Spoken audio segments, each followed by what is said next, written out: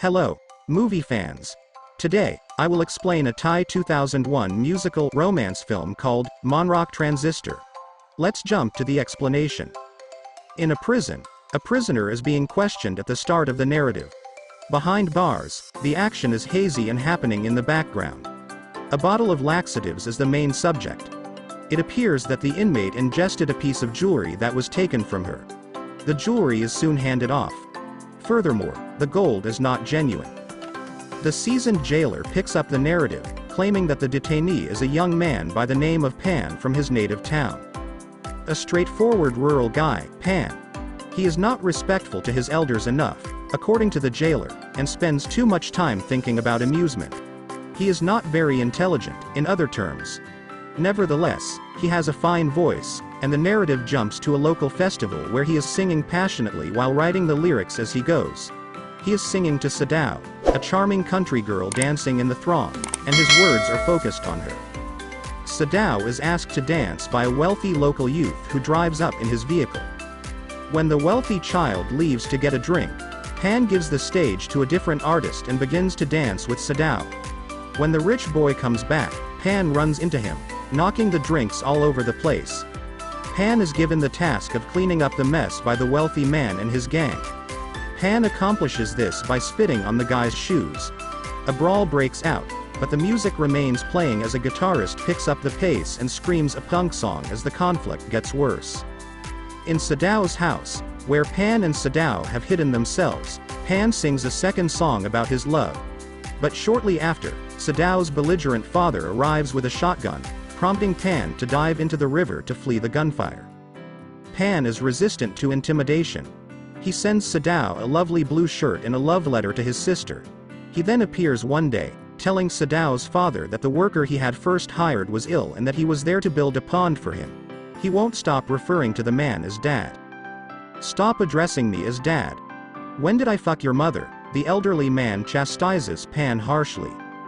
A number of aches and pains are being mentioned by the elderly man. Because the foot is regarded as the basest part of the body in his culture, Pan offers to bring him some folk medicine that involves foot pollen, which greatly offends him. With the father of Sadao, Pan has returned to the hot seat. But they do end up getting hitched. Sadao receives a brand new transistor radio from Pan as a gift. In addition to enjoying one other's company, they are expecting a kid. The narrator adds, "The movie might stop now, and you'd be leaving with a pleasant conclusion." This sorrowful story, however, is not over yet. When Pan selects the incorrect number in the conscription lottery, he is forced to enlist in the army, which begins his string of unlucky events. In order to avoid his wife giving birth to their kid, he leaves for basic training. He assures her that a daily letter will be sent to her. During a musical interlude, Pan and the other soldiers can be heard singing the somber song, My Liam, translated as, "Don't Forget," while they crawl through the mud and through barbed wire and while getting their hair cut. At the suggestion of his fellow soldiers, Pan enters a singing competition he discovers one day after seeing a billboard for it. He enters the stage while trembling and announces that he will be singing, "The Sad Soldier." Pan sings the song a cappella because the band doesn't recognize the music. The audience is amazed, but once the song is through, he passes out on stage. Pan wins the competition with the help of a local girl named Dao, and without thinking about the repercussions, he boards a bus bound for Bangkok in the hopes of becoming a famous singer. He spends the night in a locked room within the music label's headquarters. The following day, he meets Suwat, a sleazy producer who will not let Pan use the moniker, Daddy, as his new employer. He berates Pan for the amount of effort it will take to become a celebrity. In order to help out, Pan sweeps floors and does errands around the office. There are months. While Dao, the other contestant who won, receives spoken instruction, he sweeps the floor. Pan continues to clean. 27 months will soon have passed. Still sweeping the floors, is he? Sadao is left to care for the couple's child alone in the meantime. She seems exhausted and hasn't heard anything from Pan. She received a radio as a wedding gift, but it's beginning to fall apart. Pan shares a room with an elderly guy named Yen, and they both sleep in a storage closet. Yen confesses that he also had the same dream of becoming a famous singer but points out that young girls typically have more opportunities than they do. To continue conducting errands, Pan continues to sweep floors and wash automobiles. Dao, with whom he develops a strong friendship, receives his help one night when she falls unwell. When the leading male vocalist fails to appear at a performance, Pan finally gets his big break. Pan is hurriedly shoved into a gold lame tuxedo before being forced onto the stage. He is unaware of the presence of Sadao and her father, who are visible among the crowd. They've located Pan at last, and they've come to see him. Because she believes the water in the city is contaminated and unsafe for consumption, she has brought him bottles of rainwater from the village. Following the performance, Pan and Sadao have a brief reunion, but Suwat whisks Pan away to Sawat's house, which is furnished with animal hides. Suwat instructs Pan to unwind and then gets dressed. With only a silk bathrobe and his underpants on, he emerges carrying some drinks. Suwat plays a pornographic tape that has a video of the female singer Dao. Suwat orders Pan to become naked and makes him strike a picture. Suwat pushes the boundaries more and more till she finally abuses Pan sexually. Suwat is pushed away from Pan by his surprised and perplexed reaction. Suwat dies after falling into a glass table. Pan exits the house and enters the street. A police officer is visible to him. He is now a murderer in addition to being AWOL from the army. He then sees a truck filled down with other men, so he jumps in, intending to get out when the truck stops.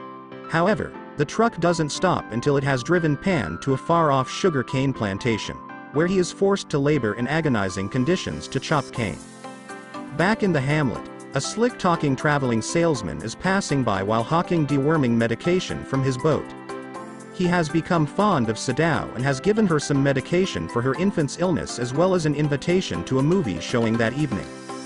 In the movie, he further wins her over by showcasing his skills as a cinema dubber and fabricating phrases to complement her beauty. The employees are restless back on the sugarcane plantation because they are sick of their diet of rice and vegetables. Although Pan is close with one of the employees, Sue, the strict supervisor, Yote, also likes Pan. Yote discovers that Sue has won all of his money at a poker game one night. An altercation starts. Through the bush, people may be seen running. There are discovered dead bodies. The awful. Running on, Pan and Sue arrive at the city finally. When Pan and Sue, who are starving and wearing tattered clothing, stumble onto a posh hotel and observe beggars, street cleaners, and motorcycle taxi drivers, destitute people, being led inside, they enter and begin helping themselves to the buffet, stuffing food into their wallets.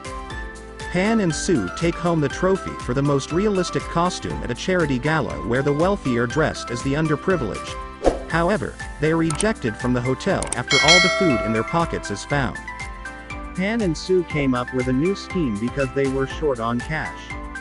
When a woman is pursuing Sue for stealing her necklace, he delivers the object to Pan, who is then being pursued by the police. Pan is ultimately apprehended, which returns the narrative to the jail, where it first began. Pan is sentenced to 2 years in jail, during which time he and the other prisoners work on the prison farm, fertilizing the crops with their own waste products. Pan falls into the sewage well while dipping a bucket in it and gets covered in the dark material. Pan is released and waits for a ride on the street. A truck arrives. It is Sue, who is clutching a cell phone, is decked out in jewelry, and is wearing a tracksuit. He introduces himself as Peter has colored his hair blonde, and declares that he is now a drug dealer who has earned rapid money. And to make matters even worse, Dao, a former singing sensation and porn actress, is the spouse of the man in question. After some time, Pan goes back to Sadao. More than ever, she exudes weariness. There's a young child in a cot next to the young guy. The child is whose? When will Pan see the younger infant? Pan inquires. She clarifies, his dad was a dog. All of them are canines. Pan surveys the area. On the wall is a picture of Sadao's dad. He has passed away. A damaged and dust-covered transistor radio is found in a corner. Another area of the floor is the gorgeous blue shirt, which is damaged, faded, and crumpled.